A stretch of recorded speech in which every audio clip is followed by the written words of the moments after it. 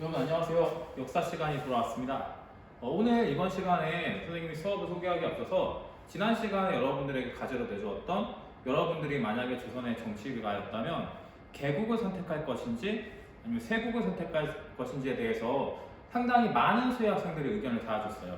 하지만 그 중에서 상당수 한 80% 정도 되는 학생이 개국을 할 것이다 라고 얘기를 했는데 선생님이 그 이유에 대해서 좀 생각을 해봤어요.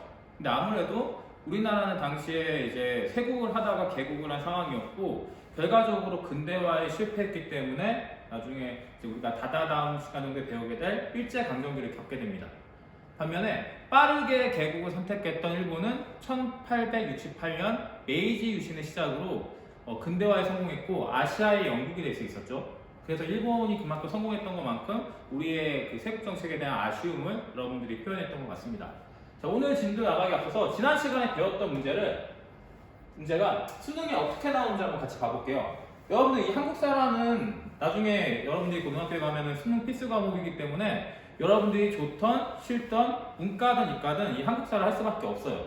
그렇기 때문에 이 한국사가 굉장히 고등학교에 가서도 중요한 비중을 차지하기도 하지만 중학교에서 배우는 내용이 고등학교에서도 그대로 나온다는 거예요. 뭐 여러분들도 알다시피 수학이나 뭐 과학 같은 경우에는 수학 1, 수학 2 이렇게 업그레이드가 되는데 역사 같은 경우에는 뭐 그냥 한국사, 뭐 슈퍼 한국사, 하이퍼 한국사 이렇게 업그레이드 되는 게 아니라 기존에 있던 내용에서 살짝씩 살만 붙는 내용들이 추가될 뿐이에요. 그렇기 때문에 지금 역사를 열심히 해두는 게 굉장히 중요할 겁니다. 자, 작년도 수능 문제에 나왔던 2019년 11월 수능에 나왔던 11번 문제예요. 여기 보면은 가에 들어갈 장면의 제목으로 가장 적절한 것인데 여러분들한테 잠깐 풀어볼 시간을 주도록 할게요. 선생님이 지금 강의를 진행해야 되기 때문에 바로바로 할 건데 여러분들이 잠시 멈추어서 이 시험 문제를 풀어보고 강의를 들어도 좋습니다. 자, 첫 번째, 병인박해가 시작되었다. 몇 년도였죠? 1866년. 그 다음에 프랑스군이 강화도를 침략하다. 1866년에 병인 양요를 얘기하죠. 그리고 그 다음에 전국에 촉합의가 세워졌는데 1871년에 얘기합니다. 자, 그러면 가에 들어갈 문제는 1866년부터 1871년 사이에 있었던 사건을 고르시오라는 문제예요. 자, 첫 번째 바로 나왔네요. 신미양요가 발생했다. 몇 년도죠? 1871년. 흥선대원군은 이 신미양요에서 미국이 물러난 이후에 바로 전국 각지에 촉합의를 세우게 됩니다. 세국 정책을 강화하는 내용이에요. 자, 그럼 답은 벌써 정해졌고, 두 번째, 을미의병이 일어났다. 뭐 홍보스타죠, 검문도 사건, 공항용민운동. 이거 전부 다 우리가 이제 앞으로 배우게 될 내용의 스포일러인데, 이제 선생님이랑 같이 조선 후기사를 배울 때 다다음 시간에 나올 내용들이 여기에 다 있네요. 이건 지금은 선생님이 다음 시간에 같이 다뤄줄게요. 자, 그리고 두 번째 문제 한번 봐볼게요. 이 문제 같은 경우에는 2019년 9월 고3 모의평가에 나온 문제인데 여러분들이 고등학교에 가면 이제 매년 수능을 대비하게 되기 때문에 모의고사를 보게 될 거예요. 그 모의고사의 문제입니다. 자, 볼게요. 가인물이 추진한 정책으로 옳은 것은 국왕의 부친인 가가 나라님을 맡았던 기간에는 온 나라가 벌벌 떨며 그를 무서워했다. 국왕의 부친이래요. 왕의 아버지니까 두 가지 경우가 있어요. 하나는 자신이 왕을 하다가 아들한테 왕을 물려주는 경우. 이런 경우는 조선에 딱 두 가지밖에 없는데 하나가 이제 태조 이성계가 자기 아들한테 왕위를 물려줬을 때, 정종에게 물려줬을 때가 첫 번째고, 두 번째는 태조 이성계의 아들인 정종이 자기 넷째 동생이었던 이방원에게, 태종 이방원에게 왕위를 물려준 게 두 번째 경우라고 할 수 있어요. 근데 여기서는 국왕의 부친이라고 하니까 이성계 아니면 정종 아니면 또 세 번째 케이스겠죠? 흥선대원군. 이 대원군이라는 말은 선생님이 지난 시간에 자세히 설명해 주지 못했는데 대원군이라는 단어가 살아있는 왕의 아버지를 얘기합니다. 자, 그렇다면 이거는 세 가지 중에 하나예요. 태조 이성계거나 아니면 정종이거나 아니면 흥선대원군. 세 명 중에 한 명인데 계속 볼게요. 그가 전국에 있는 결정적인 단어 나왔습니다. 전국에 있는 서원을 철폐하라 라고 명하니 유생들은 하루아침에 근거지를 잃었다. 자, 서원 철폐죠. 자, 흥선대원군 이렇게 얘기했다고 합니다.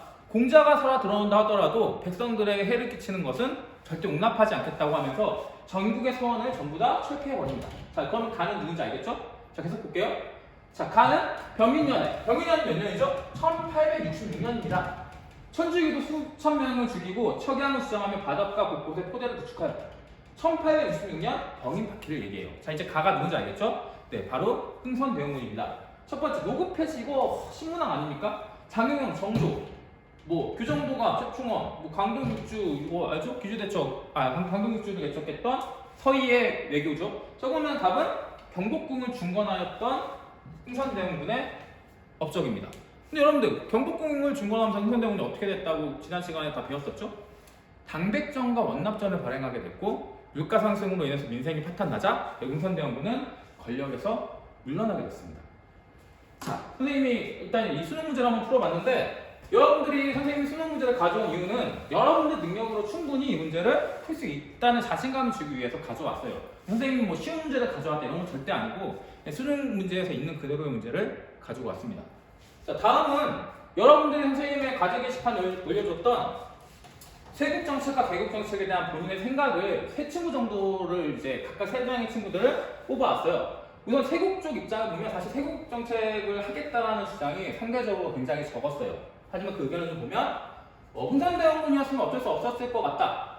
우리가 프랑스한테 먼저 선빵을 맞았기 때문에 이 맞은 거에 대해서 우리가 괜히 뭐 괜찮아 친하게 지내 이렇게 할 수 없기 때문에 우리는 세국을 해야 된다는 입장도 있었고 또 어떤 친구는 굉장히 뛰어난 통찰력을 발휘했습니다.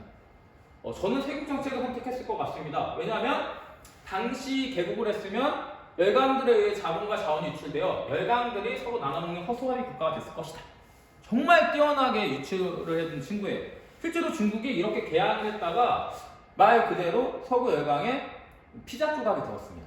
서구 열강은 각각 이 중국이라는 거대한 땅덩어리를 서로 칼을 두고 이렇게 나눠서 먹었죠. 심지어는 우리가 나중에 배우게 된 아프리카 같은 경우에도 여러분들 세계 지도를 보면은 아프리카 지도가 마치 칼로 자른 것처럼 조각나 있어요. 반듯하게. 그것도 다 열강들이 아프리카를 서로 나눠 먹었기 때문에 발생한 일이겠죠. 자, 굉장히 뛰어난 의견이었던 것 같고 또 다른 친구는 이제 서구 열강들이 평화롭게 우리한테 거래하자라고 한 게 아니라 총이나 칼을 가지고 와서 야 통상할래? 죽을래? 이런 식으로 해서 위협하면서 통상을 요구했기 때문에 세국을 해야 된다고 주장했던 친구가 있어요. 반면에 개국을 주장했던 친구는 굉장히 많은데 대표적으로 이런 의견들이 있었어요. 뭐 개국 정치를 해서 우리나라가 일본처럼 부강해졌을 것이다. 다른 나라의 문화를 받아들여서 우리가 더 부유해졌을 것이다. 서양의 기술을 받아들이면 우리는 더 부강한 나라가 되었을 것이다 라는 의견이 있었고 또 어떤 친구는 굉장히 좀 생각이 깊은 얘기를 했어요. 자신이 우월하다는 생각이 빠져있는 문화 사대주의는 옳지 않다고 생각한다. 나라면 개국을 하여 하루빨리 나라를 근대화시킬 것이다. 여러분들 굉장히 좋은 의견이에요. 자기가 최고라고 믿는 사람은 뭐 빨리 죽는 법이지라는 굉장히 유명한 만화 대사가 있는데 자기가 자신들의 문화만 우월하다고 최고라고 생각하면은 우물한 개구리가 될 수밖에 없겠죠. 이런 의견들이 있어서 여러분들의 좋은 의견이 많았기 때문에 선생님이 이번 시간에 가져와 봤습니다. 그 다음으로 또 하나 많이 나온 질문이 선생님이 지난 시간에 세계 랭킹 1위 나라를 쓰라고 했는데 많은 친구들이 영국이라는 단어를 적어줬어요. 근데 어떤 친구는 잉글랜드라고 적어준 친구가 있었어요.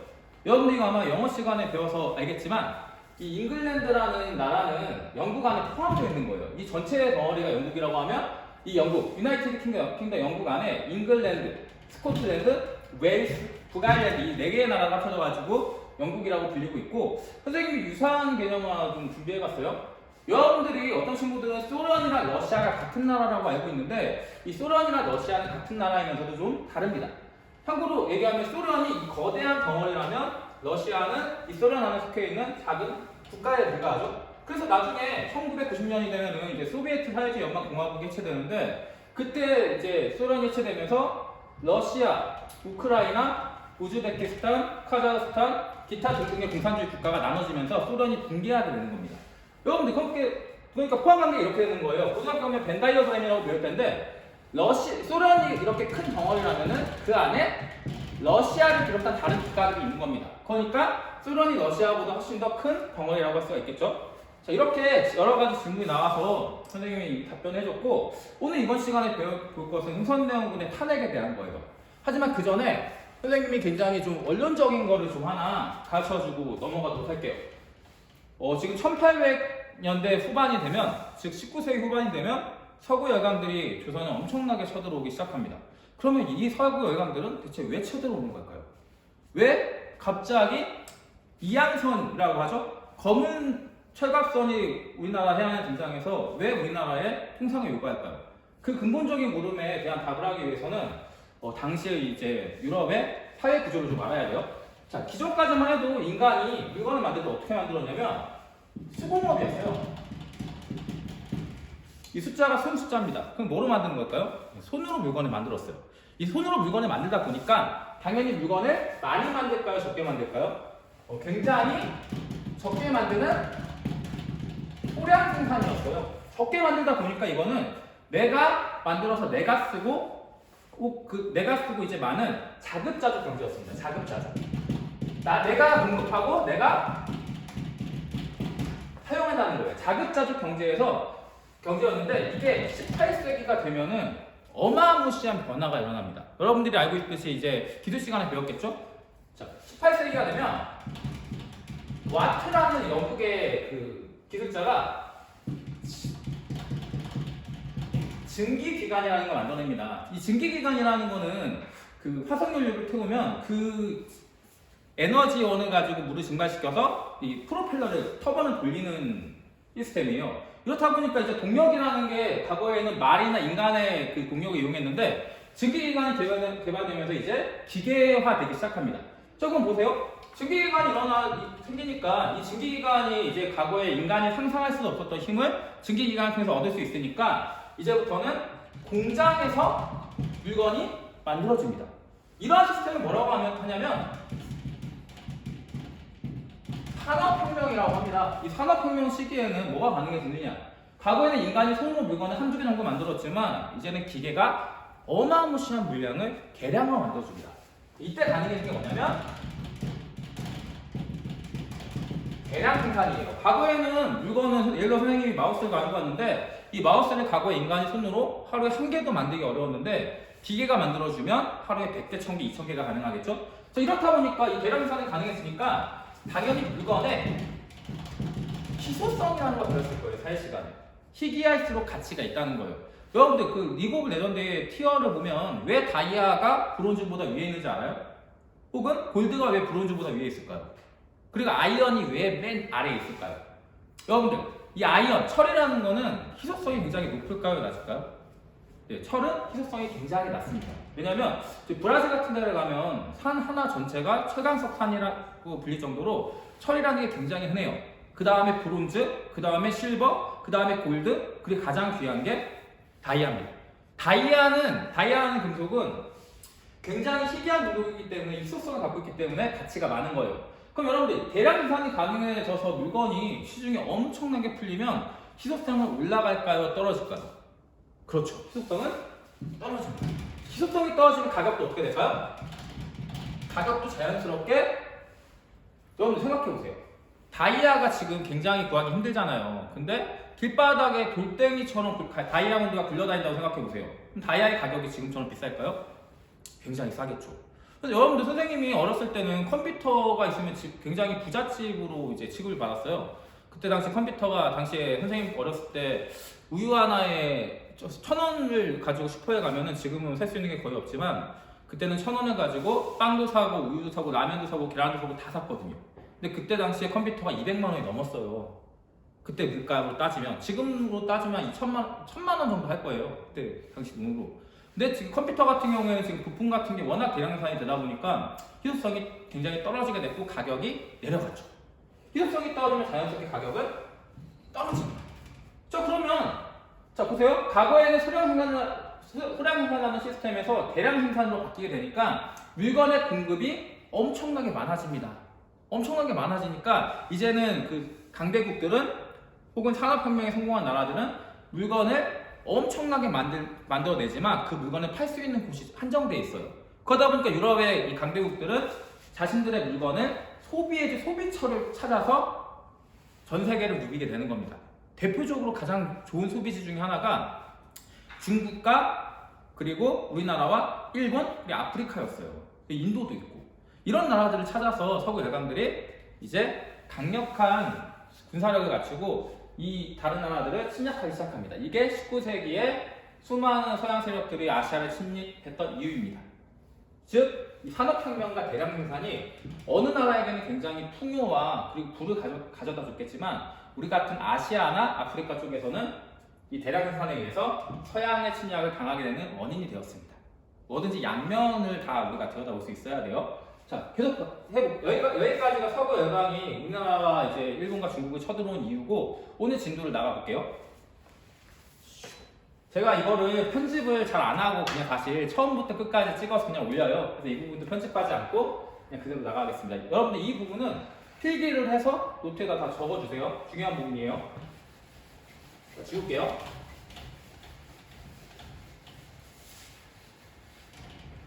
나오는데 시간이 좀 걸릴 거예요. 자, 그 다음으로 나올 것은 우리가 지난 시간까지 흥선대원군이 엄청나게 잘했죠. 개혁 정치를 잘했고 세도 정치가들의 힘을 다 빼놨고 인생도 안정시켰고 다 잘했는데 뭘 잘못했다고 그랬죠? 네, 경복궁 중건 때 원납정과 당백서를 발행하면서 백성들의 신망을 잃게 됩니다. 그래서 어떻게 되는지 볼게요. 자, 여러분들 많이 보던 장면이었을 거예요. 몇 년 전에 뭐 피천궁이 대통령 누구를 파면한다. 즉 대통령이었던 분이 탄핵을 당했어요. 탄핵을 왜 당했죠? 네, 국민들이 잔뜩 일어서서 대통령 탄핵을 요구하면서 집회를 했어요. 광화문에서. 이 국민들의 뜻에 의해서 대통령은 최고의 권력 자리에서 이제 내려오게 됩니다. 마찬가지예요. 흥선대원군도 최고의 권력을 가지고 있었지만 최익현의 상소로 대원군이 탄핵당합니다. 탄핵을 당했던 가장 큰 이유는 뭘까요? 경복궁을 만들면서 원납정과 당백전을 발행하면서 백성들의 삶이 어려워진 게 원인이었어요. 이렇게 최익현의 상소로 탄핵당하게 되고 그 다음부터는 고종이 직접 정치를 하게 됩니다. 참고로 흥선대원군이 대신 정치를 했던 가장 큰 이유는 고종의 나이가 초등학생이었거든요. 초등학생의 아들을 대신해서 정치를 했는데 흥선대원군이 경복궁을 만들면서 이제 지지 기반에 있기도 했지만 고종이 이제 20대가 되었기 때문에 고종이 직접 정치를 하게 되었습니다. 대원군이 탔을 때. 그래서 이때 등장한 유명한 한자 성어가 건불10년이라는 단어예요. 한자 시간에 배웠을 텐데 권력은 아무리 오래 가도 10년을 못 간다는 뜻입니다. 건불 10년이라는 단어 좀 기억해 주세요. 자, 이렇게 해서 고종은 어린 나이에 왕이 올라서 20대가 되던 나이에 드디어 직접 정치를 하게 됩니다. 이 고종 같은 경우에는 나이가 젊다 보니까 여러분들 스마트 기계 같은 거 있잖아요. 지금 선생님들이 온라인 수업을 하고 계시는데 나이가 많은 선생님이 있고 젊은 선생님들이 있어요. 근데 둘 중에 어떤 선생님이 조금 더 스마트 기계에 조금이라도 더 이제 좀 잘 받아들일 수 있을까요? 나이가 조금이라도 어린 선생님들이 새로운 기계나 새로운 문물을 조금 더 잘 받아들이는 경향이 있습니다. 이거 과학적인 거예요. 선생님도 이제 좀 나이가 어느 정도 있다 보니까 이 새로운 기계를 좀 다루기가 좀 어렵더라고요. 하지만 홍준기 선생님은 좀 젊다 보니까 굉장히 좀 잘 쓰시는 면을 봤는데 자, 네, 이제 이 고종이 나이가 어린 나이에 정권을 잡았어요. 근데 고종은 생각했어요. 나이가 젊다 보니까 우리 조선이라는 나라 너무 이제 낡았다 언제까지 세국을 할 거냐? 우리도 개국을 해야 된다 라는 생각을 하면서 이제 서양의 문물을 받아들이려는 준비를 하게 됩니다. 자, 그때 터진 사건이 이 바로 1875년에 운요호 사건이에요. 이 운요라는 배는 일본의 배였는데 이 운요가 강화도 앞바다를 침략하게 됩니다. 자, 일본의 배인 운요가 강화도 앞에 이제 포격을 가하게 되니까 이 조선도 대응 사격을 했겠죠. 근데 안타깝지만 조선의 포는 사정거리가 짧았고 더군다나 배는 이 운요호는 사정거리가 굉장히 길었기 때문에 조선의 강화도가 일방적으로 박살이 납니다. 이게 운요호 사건이에요. 근데 여러분들 이 배 어디서 많이 보지 않았어요? 네. 지난 시간에 배웠던 제너럴 셔먼이랑 굉장히 비슷하죠. 이 배 같은 경우에는 일본이 만든 게 아니라 일본이 영국에서 만들어진 배를 사와가지고 우리나라한테 이제 포격을 가한 거예요. 여러분들 이 사건에는 굉장히 좀 비하인드 스토리가 있습니다. 일본이 처음에 미국한테 제일 처음에 1854년에 개항을 하게 되거든요. 그때 일본이 미국한테 당했어요. 어떻게 당했냐면 이 운요 사건하고 똑같이 당했어요. 페리 제독이라는 미국의 이제 함장이 와서 미국 요코하마 쪽을 이제 포격을 가하게 되는데 그 포격의 두려움에 떨었던 일본 정부가 결국 미국에게 무릎을 꿇고 개항을 하거든요. 근데 그거를 똑같이 따라하는 거예요. 자신들이 당했던 것을. 여러분 선생님이 예전에 오랫동안 학교폭력 가해자 교육을 했어요. 근데 그때 제일 마음 아팠던 것 중에 하나가 특히 고등학생들 같은 경우 이런 경우가 많았는데 수년 동안 피해를 당한 학생이 있어요. 내가 아마 1년 동안 피해당하고 2년 동안 피해당하고 3년 동안 피해당했는데 이 학생들이 고등학교에 가면서 이제 가해 학생으로 돌변해서 학교폭력 교육에 오는 경우가 되게 많았어요. 너무 안타까웠어요. 자기가 당했던 거를 그대로 그 피해 학생한테 하는 것도 모자라서 거기에서 한 단계 더 나아가서 더 많이 괴롭히더라고요. 그것처럼 자신이 당한 것을 남한테 그대로 갚아주는 거, 이거 얼마나 추악한 행위입니까? 일본도 마찬가지예요. 자신들이 미국에게 당했던 행위를 그대로 가까운 우리나라한테 써먹었던 거예요. 여러분들, 선생님이 요새 이번에 강의 평가를 하면서, 온라인 강의 평가를 하면서 여러분들의 불만을 조금 이렇게 의견을 좀 들었는데, 그 중에 나는 롤을 하지 않는데 선생님이 리그 오브 레전드 얘기를 너무 많이 하시는 것 같다 라는 불만이 있었기 때문에 좀 안 하려고 했는데, 리그 오브 레전드도 마찬가지예요. 내가 선생님도 그 랭크 게임 하면 이런 경우가 많아요.